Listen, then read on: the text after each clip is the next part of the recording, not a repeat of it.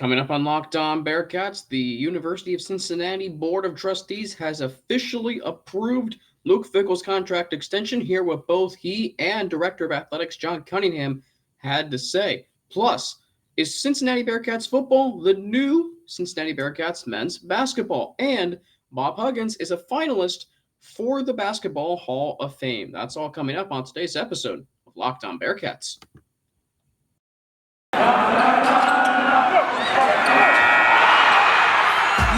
Locked On Bearcats, your daily podcast on the Cincinnati Bearcats, part of the Locked On Podcast Network, your team every day.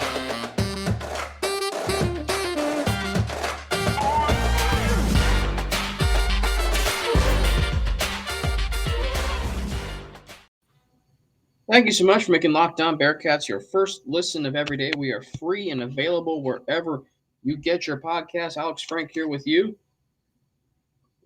A little water there. Just got back from a nice run here in Macon, Georgia, on the campus of Mercer University. So much to get to on today's show. There is no title sponsor for today's show. That's what there might be. Anyway, so the University of Cincinnati Board of Trustees, as I mentioned, they've officially approved Luke Fickell's contract extension through 2028. Both Luke Fickell and Director of Athletics John Cunningham issued statements regarding the contract extension.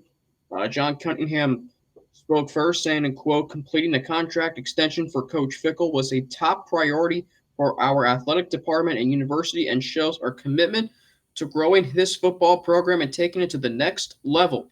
We believe we have the best coach in the country and certainly the best leader for our Cincinnati football program.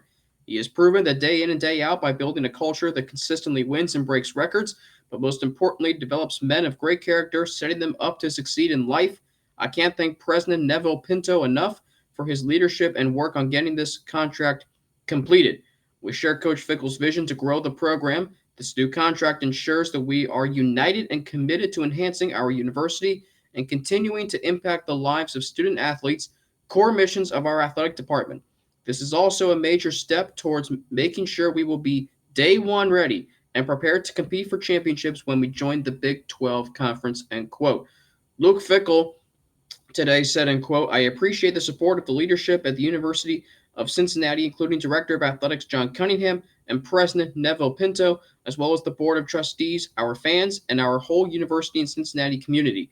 John and President Pinto share my vision for how we want to grow this program and take it to the next level, and that's by investing in people, not just the head coach, and providing the necessary resources to prepare student athletes to be at their best on and off the field. I'm truly honored to be the head coach of the University of Cincinnati and excited to keep working with our phenomenal student athletes and administration to continue to develop our program. Now, it's time to get to work, end quote.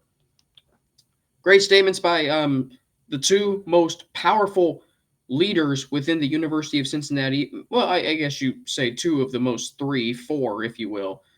Two of the most powerful leaders at the University of Cincinnati, which are the head coaches of every single athletic team and the director of athletics plus the president, Neville Pinto. So this approval from the Board of Trustees, I thought about this yesterday. I've talked a lot about Luke Fickell, but I want to give some props to John Cunningham. I think he's doing a remarkable job. I think he's absolutely killing it as athletic director. And that comes after a rocky start. John Cunningham comes in December. Sorry, I'll take off my glasses there. I don't know why I feel like doing that, but all right. John Cunningham comes in December of 2019 and takes over for Mike Bone. And it was surprising when Mike Bone left. Cunningham comes in, talks about moving to a Power 5 conference, making sure there's more Cincinnati gear than Buckeyes gear in Cincinnati. Everything you would want him to say, talking about, how Nebraska, who was his boyhood team, and them winning 3 national championships in the 90s, and having that same vision here. Well, first 100 days go by, and There's no contract extension for Luke Fickell. That comes after he almost went to Michigan State. There's no contract extension. Then the pandemic hits. Then the men's soccer program gets cut, and there were some people on that team that did not take well to that. I remember when John Cunningham met with each of the players via a Zoom call. Some hung up. I mean, they were ticked, to say the least, that program had been cut. So that's the first 100 days plus months, first few months on the job for John Cunningham. Luke Fickell gets a contract extension in August of 2020, but it was privately funded. John Cunningham didn't have, I don't think, anything to do with that. It was privately funded. I shouldn't say John Cunningham didn't have anything to do with that, but that was privately funded. This contract extension was negotiated between Cunningham and Fickell. But before that, John Cunningham had to conduct a coaching search for a program that has been this university's hallmark for the last 30 years. John Cunningham, the one thing he did was he put out a fire before destroyed. He put out a fire before destruction. John Cunningham sensed that every one of the players who entered the transfer portal following the basketball season last year sensed that was a problem with John Brannon. And even though he had only been there for 2 years, keep in mind, John Brannon was not a Cunningham hire. And people were saying, oh, come on, you got to give a head coach more than 2 years. And I was like, no, you don't. This is a university that has been historically successful in men's basketball. Remember those stats I read to you yesterday? Of the last 30 years and how consistent the program had been? If you need a reminder, the Bearcats in the last 30 years on the basketball front, 13 times finished in the 13 times were in the AP Top 25 in the preseason. They weren't, obviously, in 2020 through 2021. 6 times they finished in the top 10 in the final AP Top 25. 11 times they were season high AP was AP Top 10. They were ranked, their season high ranking was in the top 10. 9 times they were a top 4 seed in the NCAA tournament. 12 times they won a regular season title, shared or outright, including 7 straight from 96 through 2002. And then 8 times they won the conference tournament. That's the last 30 years. You look at what happened, and I get it, it was a pandemic, but that doesn't matter. Baylor won a national championship in a pandemic. They beat undefeated Gonzaga. Other programs who have been really good historically, and the pandemic challenged them, they still managed to win games.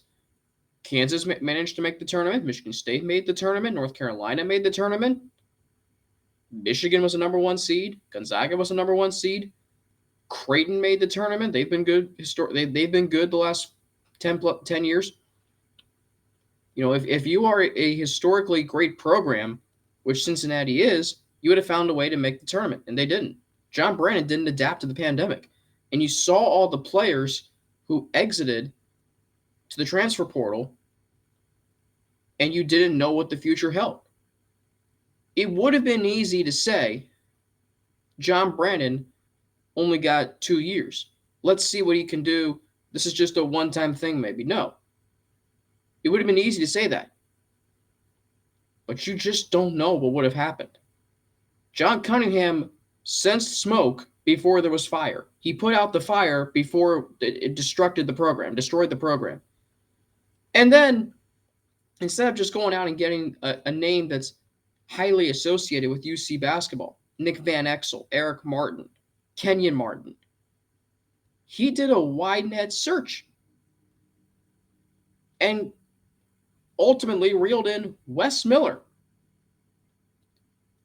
We didn't know who Wes Miller was. We do now, of course, but we didn't know who he was. That's what made it such a great hire. John Brannon was a good hire at the time. Cincinnati ties, just over the river at NKU. This was, Wes Miller played in North Carolina under Roy Williams. He was a part of a national championship team. He had spent 10 years at UNC Greensboro, not 4 at NKU. 10 years at a Division I program. Took the team to the NCAA tournament 2 times. That's a guy I can get behind. And the fact that it was the result of a wide net search, not just like a reach, that's what made that hire so great. John Cunningham did that, and it changed my perception about him.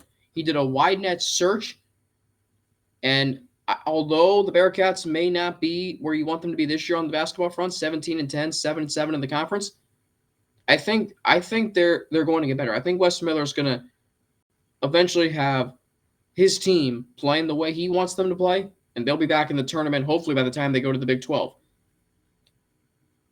In this contract extension, he understands the priority of keeping Luke Fickell around for as long as possible. He saw last year USC the rumors. He saw Notre Dame the rumors. Ohio State, knowing if Ryan Day leaves, Luke Fickell's going to Ohio State. We don't know that for sure, but the inevitable and the presumptuous feeling would be that he would. But now he's under contract for 6 years, going into the Big 12. John Cunningham is starting to have an innate feel for this university, especially for the football program, which right now is its most successful program. And when your college football program is the most successful going into a Power 5 conference, especially that, and right now, that is a very, very good thing. It's a very good thing. And Bearcats football is becoming, I think, what men's basketball has been for the last 30 years. I'll get to that next here on Locked On Bearcats. But first, I need to tell you about Built Bar, because this is the time of year where, I've usually given up on my New Year's resolutions.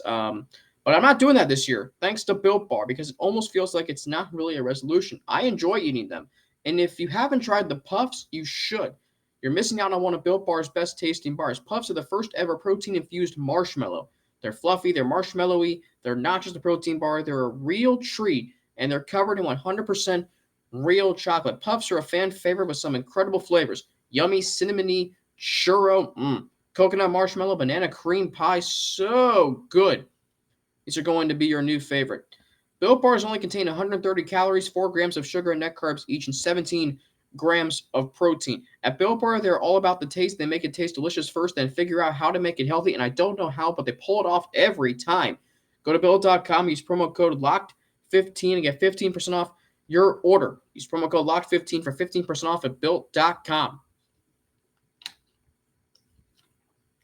Thanks again for making Locked On Bearcats your first listen every day. We are free and available wherever you get your podcasts. Alex Frank here with you on this Wednesday, February 23rd of 2022. Hard to believe we're at February 23rd of 2022. Tomorrow is National Chili Day, which if you're in Cincinnati, I am sure you will be going to Skyline Chili, or I hope you do. I will try and celebrate that down here in Macon, Georgia. So Bearcats football, and, I touched on it in the first segment. John Cunningham, this contract extension just continues a run that he has done a lot of good things for this university. He is, hired a new men's basketball coach, and maybe he didn't have to, but he sensed smoke with all the players entering the transfer portal. And he fired John Brandon for cause, brought in Wes Miller less than a week later. He, of course, now is the director of athletics for a university heading to a Power 5 conference. He just extended Luke Fickell, whereas Luke Fickell's previous contract extension was privately funded. This one, John Cunningham had a full say in it with the negotiations. He was, a full sayer in the negotiations with Luke Fickell. So 3 great things he's done in less than a year. Hired a new basketball head coach, been the leader of a university going to a Power 5 conference, and having a full say in Luke Fickell's contract extension, being a full part of the negotiations. Those are 3 really good things. And football, which right now is this university's best sport. And I think Cincinnati can be a university that has both good football and men's basketball. It can be like Michigan. It can be like Ohio State. It can be like you name any other Power 5 program that has both good football and men's basketball. It can be like Baylor It can be, I'm going off the rails here, Florida maybe, LSU maybe. It can be something like that, Alabama even. Football is becoming who men's basketball was for the last 30 years. Again, those numbers I read to you of the accomplishments that the Bearcats men's basketball program had in the last 30 years, football is becoming that way now. And it's not just since they've joined the American Athletic Conference. You go back to 2007, when this program won back-to-back Big East championships in 08 and 09, back-to-back again in 2011 and 2012. So they won 4 Big East championships in a span of 5 years. Sorry about that. Well, it might be an alert from the group chat. Anyway, then they win a tri-championship in 2014. They've won 2 straight conference championships since then. So they have won 7 conference championships of any kind in the last 14 years. 7 conference championships in the last 14 years. I'm gonna do this off the top of my head.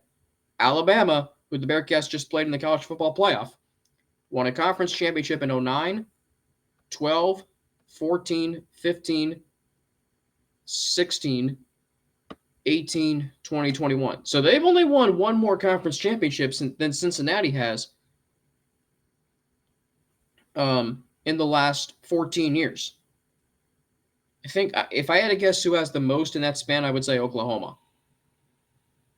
But it just shows Cincinnati is doing what Bearcats men's basketball had been doing for the last 30 years. They're winning conference championships. They're consistently near the top of the conference. They finished second in the AAC's Eastern Division in 2018. They won the Eastern Division back when the conference had 2 divisions in 2019. They have won the previous 2 conference championships since the conference merged into just 1 conference, no divisions. And not only that, but whenever they take on a team, like let's say this past year they took on Temple. That game was over before the game even started. UCF, you knew they were going to win that game. If you didn't know before, you certainly knew in the first half very early on. Same with SMU. That was a game the Bearcats were on upset alert by some. Yeah, after the first play, you knew it was going to be a long afternoon for SMU. The Bearcats have consistently, that comment that, I touched on from The Athletic, from a fan, about how the Bearcats men's basketball program doesn't now scare and scar teams like they used to. That's what Bearcats football is doing. When they step out on the field in a conference game, they are scaring and scarring their conference opponents. ECU stood no chance when they've come to Cincinnati the last 2 times. USF, despite them giving the Bearcats problems the last 3 years, let's be honest, the Bearcats have been the superior team. Against inferior competition, Cincinnati they have scared and scarred their opponents. They were the better team than Notre Dame. Eventually, they showed they were the better team than Indiana. Bearcats men's basketball in the past would scare and scar opponents. In 2018, did Memphis have a chance in either one of the games they played? I know the conference tournament game was a different story, but in the regular season, hell no. The first conference game, Cincinnati blew them out by 34 points. SMU stood no chance in the 2 regular season games. ECU stood no chance. Temple in the second game here up in Cincinnati stood no chance. You look at all these teams that I'm mentioning who stood no chance. The Bearcats went to Tulane. That was a road game. That was a home game for Tulane. Tulane was playing a top 10 team in their home arena, in their home gym. And that game was over before it even started. The Bearcats used to strike fear in their conference opponents. Go back to their Conference USA days. Go back to when they played UAB and Charlotte and Southern Mississippi and DePaul and Tulane and all the other teams that were in that conference. They would strike fear into those opponents. St. Louis, those teams had no chance. Cincinnati, you look at their conference records in Conference USA, starting in 1996, 11-3, 14-2, 12-4, 12-4, 16-0, 11-5, 14-2, 9-7 down year, then 12-4. Go to their AAC. Well, actually, I don't have those. Well, I might. Recent conference records in AAC play since 2017. Where you go back, there was a stretch from 2017. I'll go to when Wichita State was there. 16-2, 14-4, 13-5. In 2017, they also went 16-2. 2016, I don't remember off the top of my head what their conference record was, but 2014 they were, I believe, I want to say anything, I don't know. But anyway, those are examples from conference records in AAC play when they were at the top of the conference. 16-2, 2 straight years, 14-4, 13-5. It's just not like that. It's just not like that now. Bearcats football is that. They are striking fear into opponents. They're winning against every team they should beat. And even when they play, the team that's closest to them in AAC play, they're beating them too. They beat UCF. They've beaten UCF in 2019 and 2020 when UCF still had a good team. Or a team that would strike fear into opponents and that averaged 500, 600 yards a game on offense. And Cincinnati took care of that. Against Houston last year. That was a good Houston team. Bearcats blew them out in the conference championship game where they beat them by 15, comfortable margin. Memphis. Bearcats hung with them in 2019. Bearcats men's basketball over the years beat all the teams they're supposed to be. They would, battle against teams that were at their level or just above their level. They don't do that now. Bearcats football is doing that. They're beating all the teams they're supposed to beat. They're finishing towards the top of the conference. They're winning conference championships. They're going toe-to-toe with Georgia and Alabama. Yeah, that's a far cry from where this university was as a school 2 years ago. 4 or 5 years ago. Bearcats football is now the new men's basketball. Bearcats football is what men's basketball was for the last 30 years now. And maybe men's basketball can get back. I don't know. But one prominent figure from the history of men's basketball is a finalist for the Basketball Hall of Fame. And I'll touch on why he should get in, and he should already be in, next here on Locked On Bearcats. But first, I need to tell you about BetOnline.net because football season might be over, but basketball's in full steam ahead for both pro and college hoops. From all the latest odds, totals, player performance props to where the next fired coach is going to land, BetOnline.net is the number one spot for all your sports betting needs. It remains the best spot for all of your sports scores, podcasts, and news this season. And it's not just basketball because BetOnline.net is your source for hockey, boxing, and UFC odds, right to the Olympic coverage and information. Head to the website today or use your mobile device to learn more about the trends in action. BetOnline, where the game starts. And once again, thank you for making Locked On Bearcats your first listen of every day. We are free and available wherever you get your podcasts. Alex Frank here with you on this Wednesday, February 23rd of 2022. The Bearcats are in action tonight at UCF, the first and only meeting between the Bearcats and the Knights this regular season. It is a 9 o'clock tip tonight on ESPNU. The Bearcats 17-10, 7-7 AAC play. UCF 16-9, 6-7 in AAC play. Or 8-7, excuse me. Let me make sure I read that correctly. 8-7 in AAC play. AAC tournament beginning 2 weeks from tomorrow in Fort Worth, Texas at Dickies Arena. Should be a lot of fun. I am sure that Justin Williams from The Athletic will be going. Dan Horde, of course, will be going with Terry Nelson. So you can catch up on all their coverage. Not sure. I wonder if Chad Brendel or any other Keith Jenkins from the Cincinnati Enquirer, I'm sure, will be in attendance. I wonder if my guy James Rapine at All Bearcats is going to send himself or others down to the tournament. Anyway, a lot of coverage from the AAC tournament. I'm sure will be held. We'll have it all for you here on Locked On Bearcats. I'm saying all those names before me because I am, as of now, not going to the tournament, but of course I'll be watching. Anyway, Bob Huggins is a finalist for the um, men's basketball, or I'm sorry, the Basketball Hall of Fame in Massachusetts. And I'm surprised that Bob Huggins is not already in. Should be a Hall of Famer this year. He should already be in. 913 wins as I speak to you today. 913 wins, a 759 win percentage at Cincinnati, 8 regular season titles, 4 conference tournament titles, and then you do all that again at West Virginia, where you make the Sweet 16 5 times. You have 324 wins right now, and consistently West Virginia has been towards the top of the Big 12. West Virginia, since joining the Big 12, has finished second or third 6 times. 6 times in a 9-year span. This year, they're currently 14-10, 3-9 in the Big 12. And even in the Big East, they finished tied for 5th their first season, made the Sweet 16.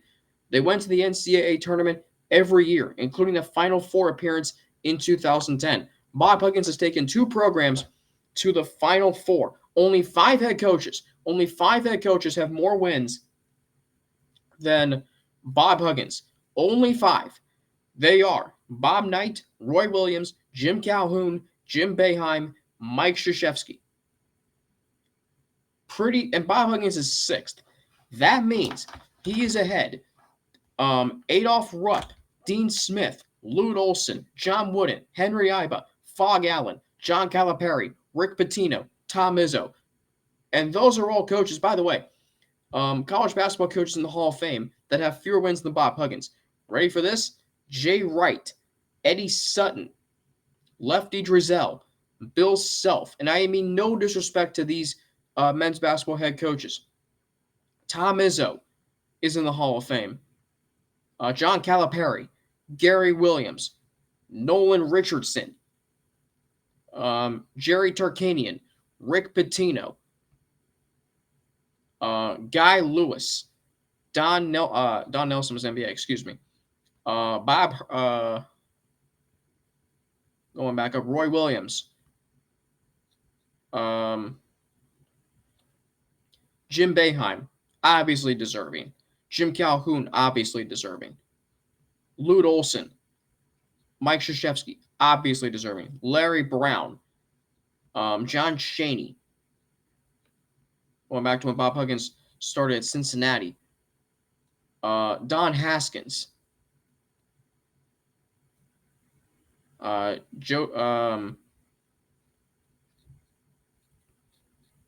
McGuire, Bob Knight, obviously deserving. There you go. All those head coaches who don't have as many wins as Bob Huggins. I get it, Bob Huggins does not have a national championship. He's never coached in a national championship game. You want to hold that against them? Fine. I'm not. Bob Huggins has established a model of consistency that very few head coaches have been able to establish at their schools. You look at what Bob Huggins did at the University of Cincinnati. Got there in 1990.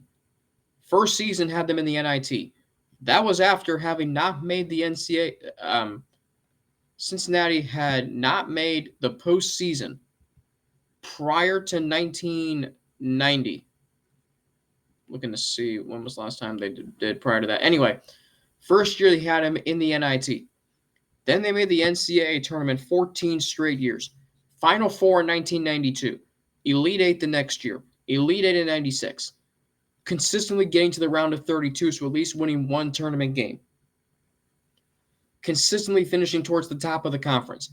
Dominating year in, year out. I mean, just look at some of these win totals. In Conference USA, no less. New conference. 28-5, 26-8, 27-6, 27-6, 29-4, 25-10, 31-4, 25-7, 25-8. Go to the Big 12 from the Big East. By the way, they won 31 games in 2010. Going to the Big 12. 25-10, 26-9, 28-9, 26-11, 21-10, 19-10.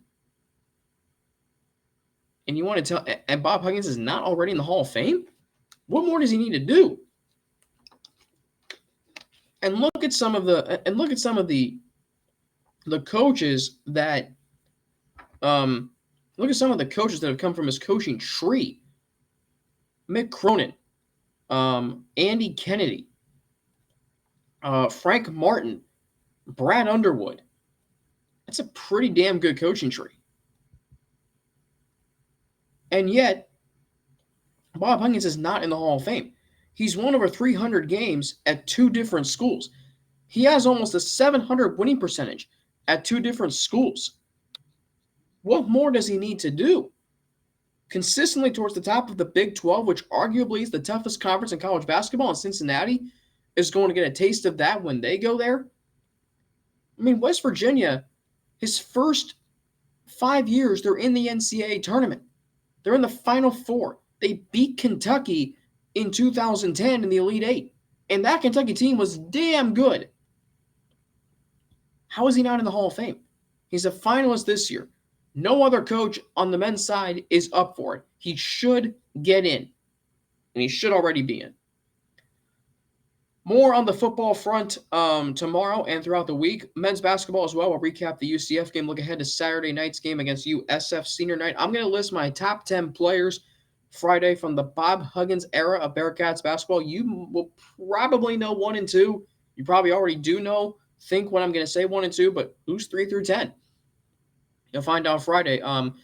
Thank you as always for making Locked On Bearcats your first listen of every day. Now make your second listen Locked On NFL Draft. Ryan Tracy and former NFL cornerback Eric Crocker bring the NFL Draft to life every day with insight and analysis on college football prospects and NFL front offices. It's free and available wherever you get your podcast. As always, you can follow me on Twitter as you see on the screen at Frankie_Natty with 2 N's and NATI. You can follow me on Instagram, AlexFrank9_, and email me at alex3frank@gmail.com. It's Alex, all lowercase, the number 3, frank@gmail.com. I'm Alex Frank for Locked On Bearcats, and until I talk to you all tomorrow, have a great rest of your Wednesday.